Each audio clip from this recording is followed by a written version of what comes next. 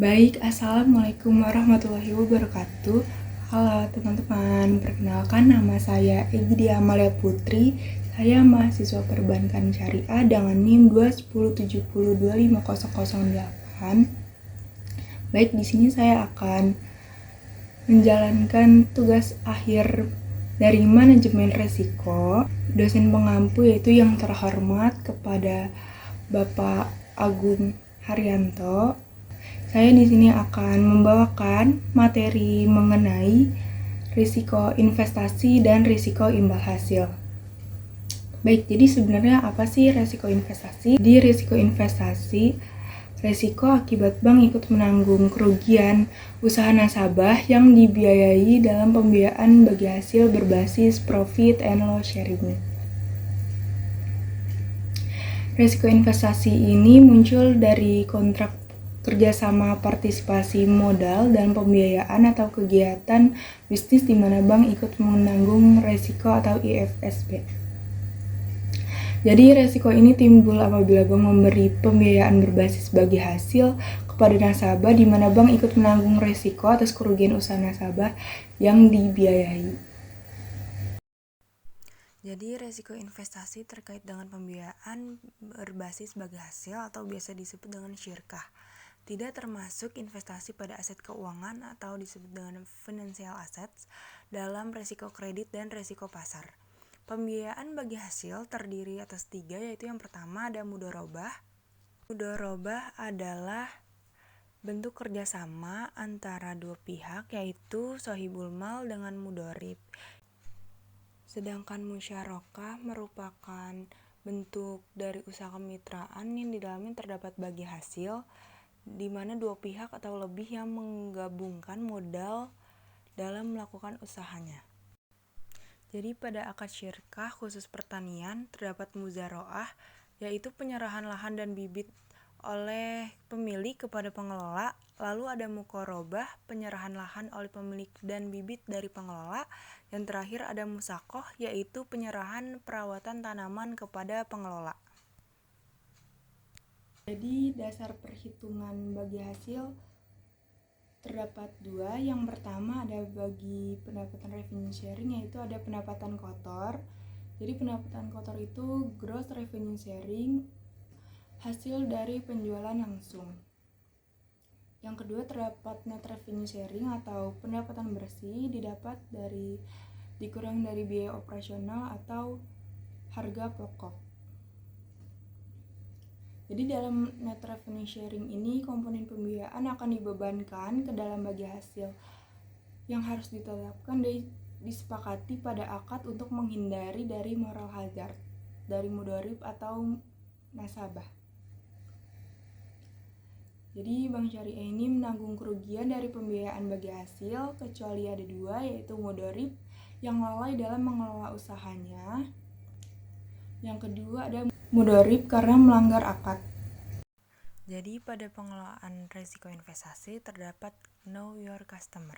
Jadi data historis dengan bank di mana mudharib sudah memiliki reputasi yang baik. Contohnya dengan pembiayaan murabahah, ijarah, dan analisis pembiayaan yang baik. Lalu menghindari konsentrasi pembiayaan bagi hasil, akad yang kuat dan jelas dengan menjamin posisi hukum bank, lalu mencegah perselisihan disput terkait komponen dalam kontrak terutama pada proses litigasi atau kasus BSM. Lalu selanjutnya ada monitoring yang ketat dan kontinu, ada pencadangan penghapusan aktiva produktif PPAP dengan cadangan kerugian. Yang terakhir ada jaminan kolateral. Baik, selanjutnya saya akan memasuki materi mengenai risiko imbal hasil atau biasa disebut dengan rate of return risk.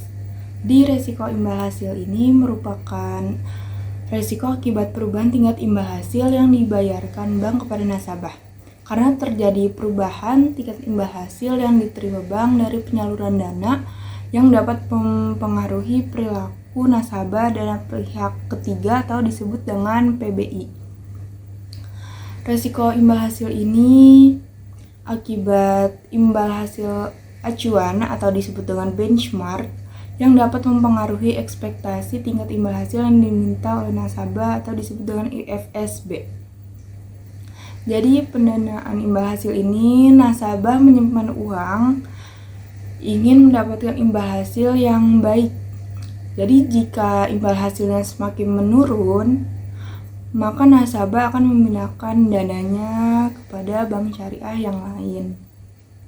Jadi cakupan untuk nasabahnya itu ketika menempatkan dananya di bank syariah, nasabah itu ingin mendapatkan bagi hasil yang menarik dengan 2 kriteria. Yang pertama ada religious driven customer atau lebih baik dari bank syariah lain. Lalu yang kedua ada profit driven customer atau lebih baik dari bank konvensional. Jadi jika nasabah mulai memindahkan dananya keluar dari bank syariah karena faktor bagi hasil tersebut, maka bank syariah terpapar oleh resiko imbal hasil. Jadi jika pencairan dana terjadi secara masif, maka dapat menyebabkan resiko likuiditas terhadap bank karena bank tidak mampu membayar kewajiban jangka pendeknya. Sebenarnya ada 2. Jika bank syariah itu terpapar oleh resiko lain, antara lain ada yang pertama ada resiko likuiditas, yaitu bank gagal memenuhi kewajiban jangka pendek, yaitu yang kedua ada risiko solvabilitas, bank gagal memenuhi kewajibannya secara menyeluruh. Terdapat cakupan dan komponen dari hasil.